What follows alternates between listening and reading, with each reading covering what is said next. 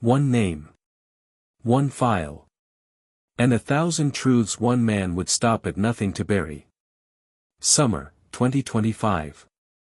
A familiar face steps onto the stage in Florida, holding a mic and a storm in his voice.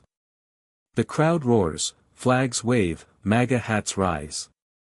Then, with a smirk that signals both defiance and desperation, Donald Trump declares. The Epstein files. Fake. Made up by Obama, Hillary, Biden, and Comey. Fabricated. Nothing real about them. The crowd erupts. But behind the applause is something else, unease. Because this isn't just politics. This is about the truth, sealed, buried, and now rewritten in real time. For Barack Obama, watching from afar, it wasn't the first time his name had been dragged into someone else's fire.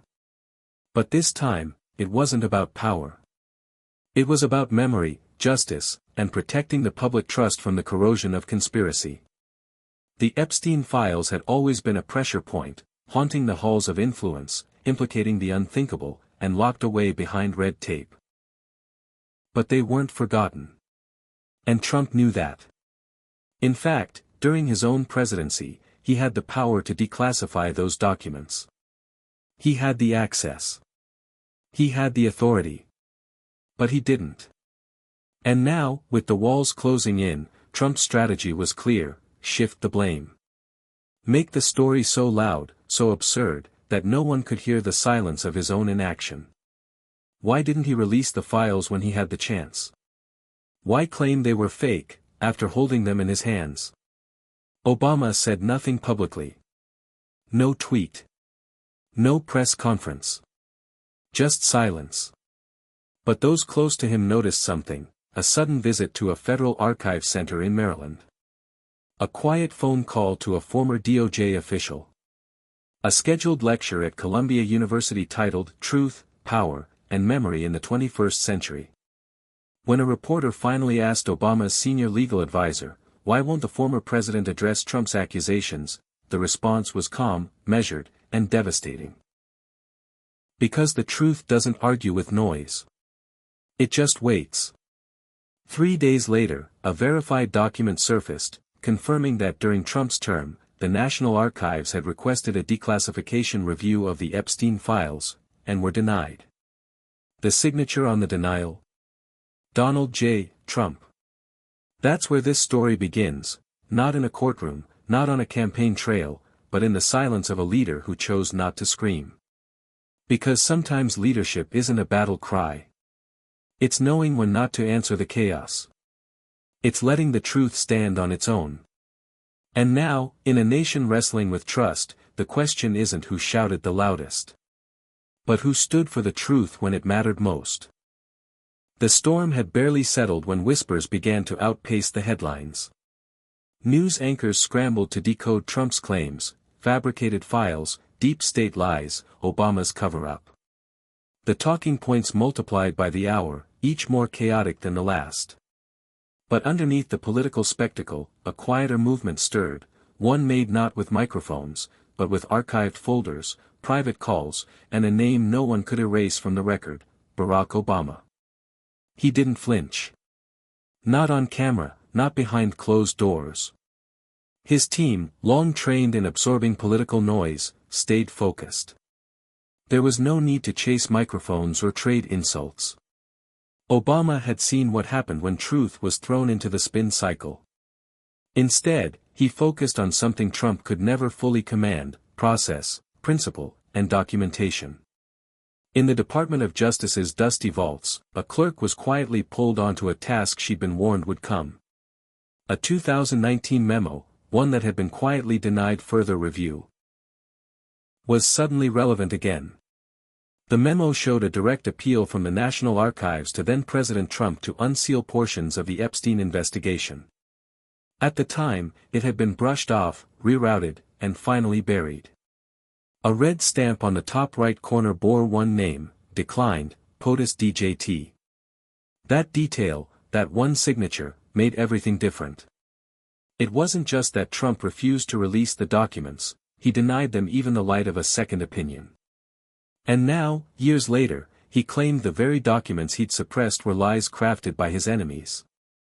Inside a quiet office in Chicago, Obama reviewed the original denial. He didn't smile. He didn't scowl. He did what he always did when something critical crossed his desk: he asked questions. How could these records be verified for the public without turning them into weapons? How could victims' safety be protected while confirming the truth? He made a list. A plan. Not for revenge, but for restoration. Meanwhile, the media storm continued to rage. MAGA influencers spread images of doctored files, fake signatures, even clips of Obama in settings he'd never visited. One post gained traction falsely claiming he'd attended Epstein's private island, using a photo from a UN humanitarian summit in Kenya. The speed of misinformation was staggering. But none of it rattled Obama's resolve. Because he knew something the internet did not. He had already submitted a Freedom of Information Act advisory through a private legal channel. He had requested that the National Archives consider releasing a summary timeline of actions taken on the Epstein files between 2017 and 2020. His name wasn't on the request. He didn't need it to be. In the days that followed, things shifted. A nonpartisan watchdog group independently verified that Trump's administration had blocked not one, but 3 separate Epstein-related inquiries from advancing. One of them, ironically, was submitted by a Republican senator. Public records began to surface, not the salacious, click-chasing kind, but dry, time-stamped forms, receipt logs, correspondence chains, clearance delays. They told a story no tweet could contain. Trump responded the only way he knew how: louder. He scheduled a truth rally in Texas, promising to unveil a smoking gun about Obama's alleged role in creating the Epstein files. The event drew thousands. But when the moment came, when Trump held up the supposed document, it was a grainy printout of an unverified memo, lacking any DOJ authentication. His crowd still cheered. But the ground was shifting. Journalists began comparing timestamps. They lined up denial signatures. They examined process timelines. And when one independent reporter followed the paper trail all the way back to a 2018 executive memo, the result was indisputable: the delay, the denial, the block, it had all originated in Trump's inner circle. Still, Obama remained silent. But not idle. On a calm Monday morning, an op-ed appeared in The Atlantic. It had no byline. Titled, "Truth Doesn't Need to Shout," it told the story of a nation addicted to spectacle, and the dangers of mistaking noise for facts. It never mentioned Trump. The morning after the op-ed was published, America didn't wake up to rage, it woke up to confusion. Cable news anchors hesitated.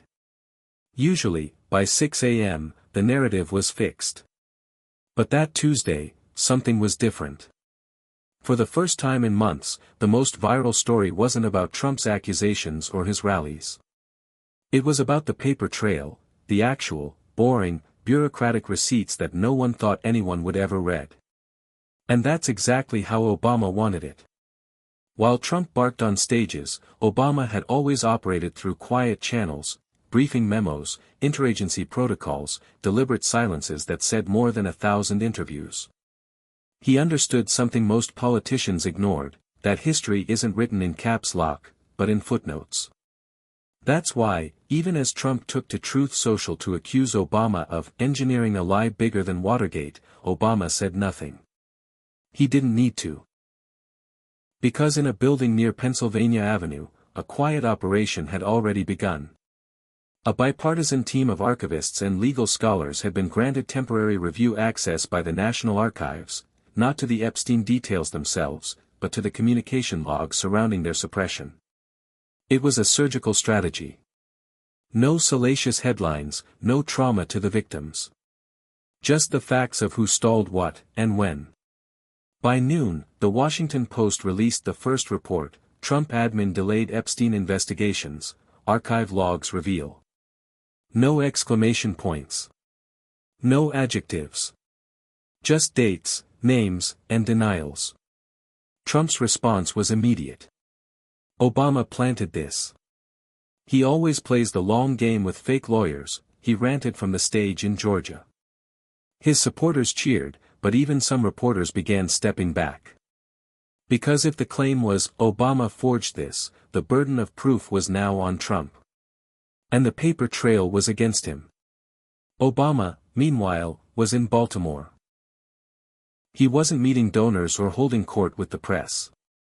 He was in a quiet room at Frederick Douglass High School, sitting beside a teenager named Malik, the son of a single mother who'd written Obama 6 years earlier. She'd asked not for money or fame, but for a reason to believe that integrity can still win. Obama had remembered the letter. He always did. As cameras clicked outside, the two sat in a circle of plastic chairs, joined by 5 other students. No press, no campaign signs. Just a former president in a gray shirt, talking about responsibility, misinformation, and the cost of silence. Because to Obama, the real audience had never been the pundits, it had always been the next generation.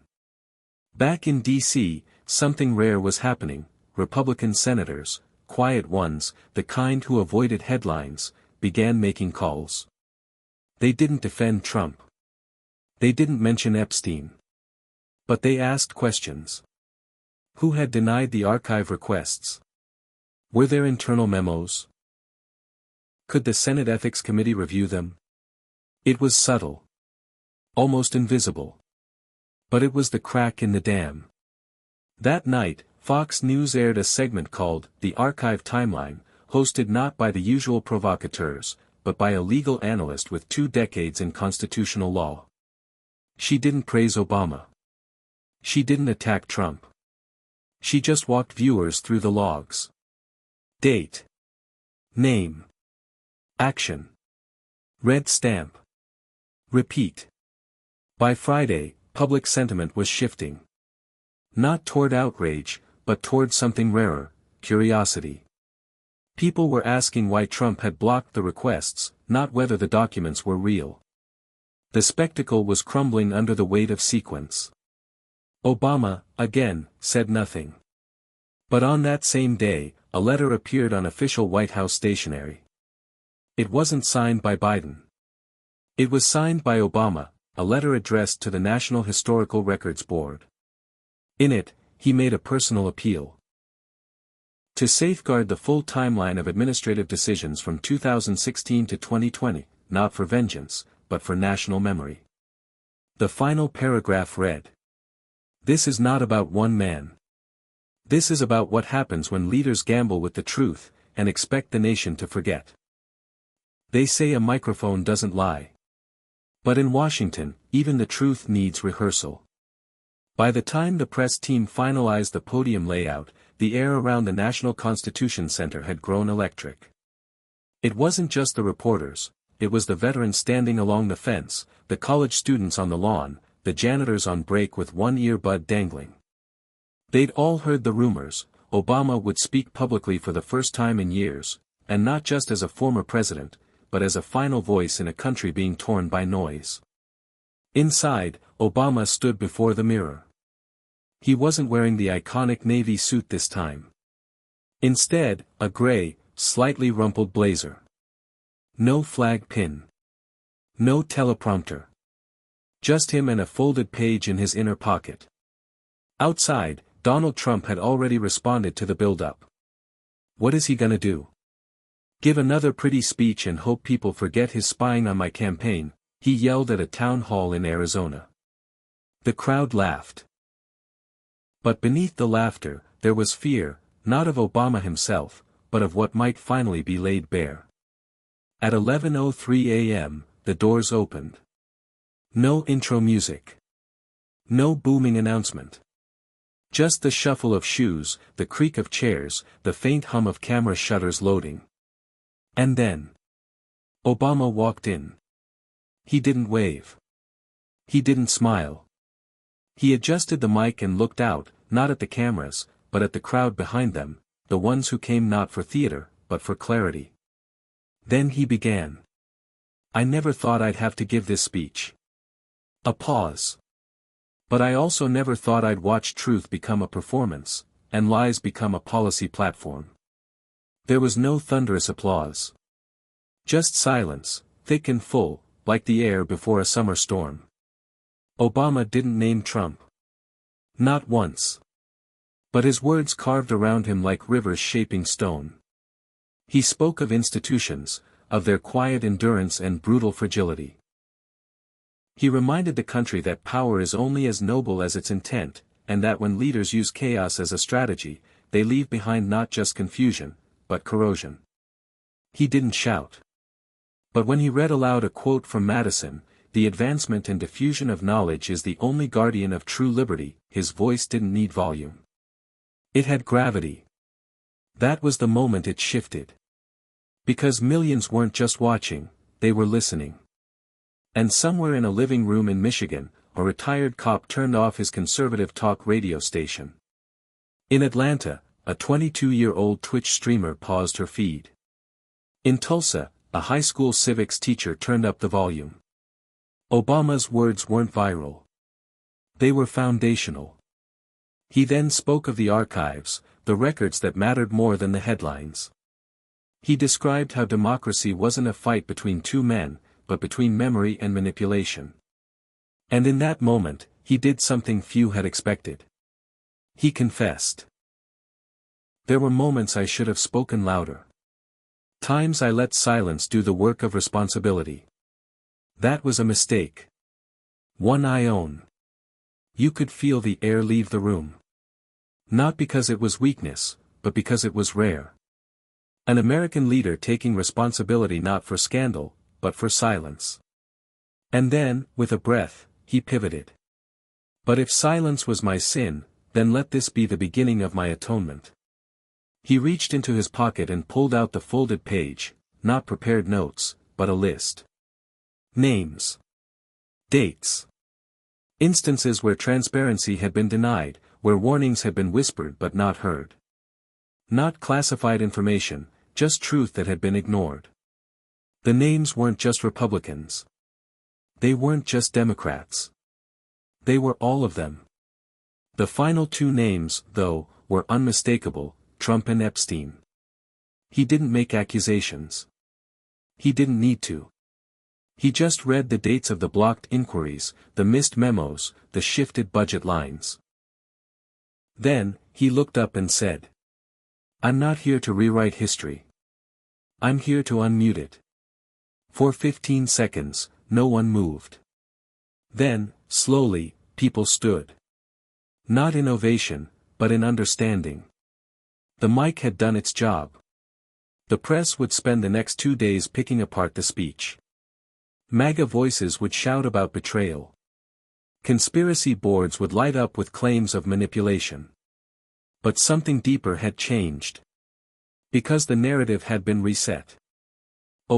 They didn't expect the letter to surface. Not in an age of encrypted phones, burner servers, and loyalty oaths disguised as job descriptions. But paper doesn't disappear. Especially when it's folded into the back of a drawer in a West Wing desk that hadn't been opened since 2017, the last day Barack Obama walked through the corridors as president. The desk belonged to Emily Reyes, Obama's then senior ethics advisor. She hadn't returned after the transition. But the letter she wrote, unsigned, unsealed, and forgotten, had sat there for 8 years, until a curious White House intern opened the drawer looking for a charger. The letter was only 1 page long. But it was enough. Enough to unravel the one thread neither side expected to fray, the connection between Jeffrey Epstein's suppressed documents and a specific legal maneuver authorized in 2016, the same maneuver that was quietly reversed in 2018. The letter didn't accuse anyone. It asked a question. If the evidence was there, why did we bury it under process? That one sentence. In a sea of political theater, it was a flare in the dark. The intern didn't leak it. She gave it to her supervisor, who gave it to a DOJ liaison, who, perhaps out of guilt, perhaps out of something braver, forwarded it to the National Archives. And the archives? They sent it to Obama. On a Wednesday afternoon in Chicago, while reviewing community grant applications, Barack Obama received a simple brown envelope. He didn't open it right away. He waited until the room cleared. Until the phone stopped. Until Michelle went upstairs and the girls were out. When he read it, he didn't blink. He just leaned back and whispered. "So it finally found me." The next day, he called Emily Reyes. She answered on the second ring. "I thought they'd burned it." Obama smiled. "They didn't. And now we write the second page." That week, everything changed. Trump, now in full campaign fury, was calling for trials. Obama's hiding. He buried the Epstein docs. He was in on it from the start, he shouted in Georgia. His base roared. His allies scrambled to echo. But the letter changed the game. Not because it exposed scandal. But because it exposed conscience. Obama didn't run from it. He read it live, at a town hall in Detroit. He didn't defend himself. He contextualized. He acknowledged that governments often avoid hard truths when timing doesn't favor clarity. If we failed to move faster, it was fear of destabilizing the machine. But in doing so, we let rot take hold. He wasn't talking about Trump. He was talking about America's addiction to silence. Then came the moment that no one expected. A reporter asked, point blank, "Do you believe President Trump was involved in covering up Epstein's crimes?" Obama's response was surgical. "The truth doesn't care about presidents. But power often makes deals with shadows. What matters now isn't who knew what, but who is still pretending they don't." That clip, 12 seconds, broke the internet. It wasn't a punch. It was a scalpel. And it cut through both left and right. Fox News floundered. CNN applauded. But most telling of all was the reaction on TikTok, Reddit, even the disinformation mills. People weren't debating the content. They were sharing the letter. And then, something wild happened. Emily Reyes, the woman who wrote the original letter, appeared in front of Congress, not under subpoena, but voluntarily. And her testimony? It didn't target a party. It targeted a habit. We choose narrative over nuance. We bury complexity because it doesn't get votes. But that's how predators survive, in the blind spots we protect. The hearings went viral. Not for scandal, but for sobriety. And as they closed, a final statement was read, not by Emily, but by Obama. He stood at the same podium he once used to announce bin Laden's death. No crowds. No music.